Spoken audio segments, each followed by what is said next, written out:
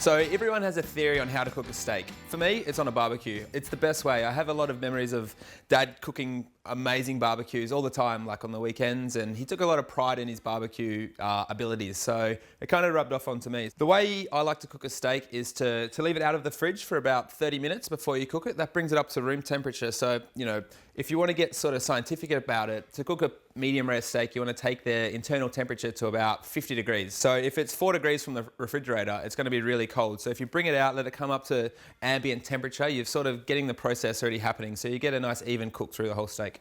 Quite simple. I just use a little bit of oil, and oil's the cooking medium. So you want to make sure that you coat the whole thing. So just give it a flip around. Some sea salt. And that's it. So just give it a bit of a rub around so the salt gets over the whole piece of meat. There's a nice coating of oil, because that oil, when it heats up, it becomes the cooking medium. So if it's covering the whole steak, it's going to cook nice and evenly. When you place it onto the char grill, I like to put it on a 45-degree angle. That way, once you turn it the other way, you get a really perfect crisscross pattern. Once you put it on, just give it a bit of a press down, just so it's all evenly on the grill.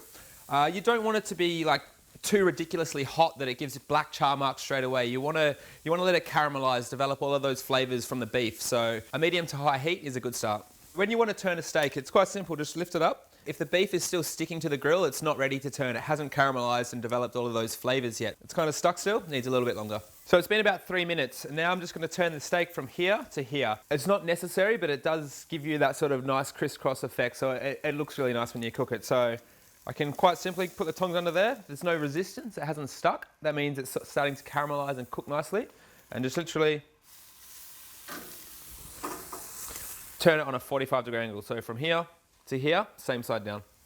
We'll probably leave it for another 3 minutes or so, then we'll flip it. So what I like to do, this is about a 220 gram steak at a guess. So, it's going to take probably almost 10 minutes in total. I really want to get a nice caramelization on that first side to really bring out the flavor of the beef. And then once we flip it, the cook time might be a lot less. With a Scotch fillet, I kind of like the medium side of medium rare, just because it's got that fat in the middle. If you leave it too rare, that fat is, it's kind of chewy and flabby, and it's not really nice. If you give it the chance to roast it a little bit, sort of bring it to temperature, the flavor comes out and it makes a huge difference.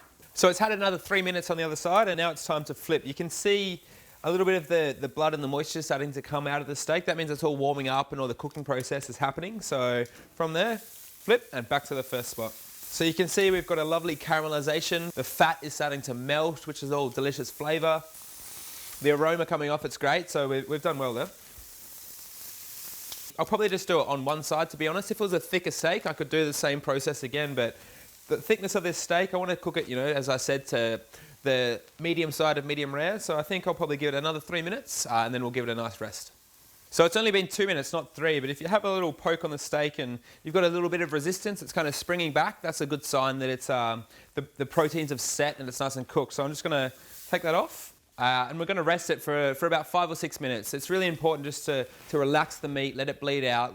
If it does cool down too much, you can just tap it back on to warm it up, and then it's ready to go. So I like to carve up a steak. It's a nice way to be able to share it. It kind of presents better. So you can cook one, really nice big steak and share it amongst a few people. When you're carving the steak, use nice long strokes. Don't be short and jagged, so you get a nice clean cut.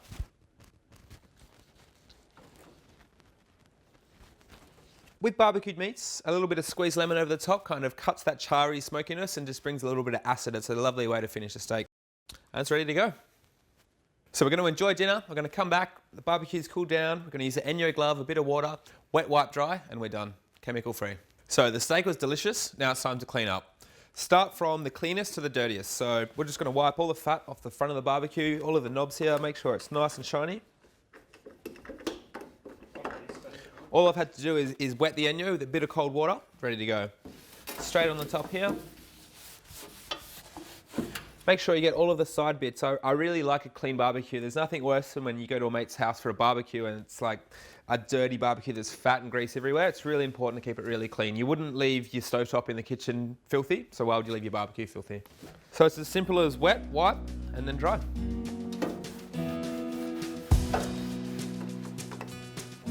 That was quick, done.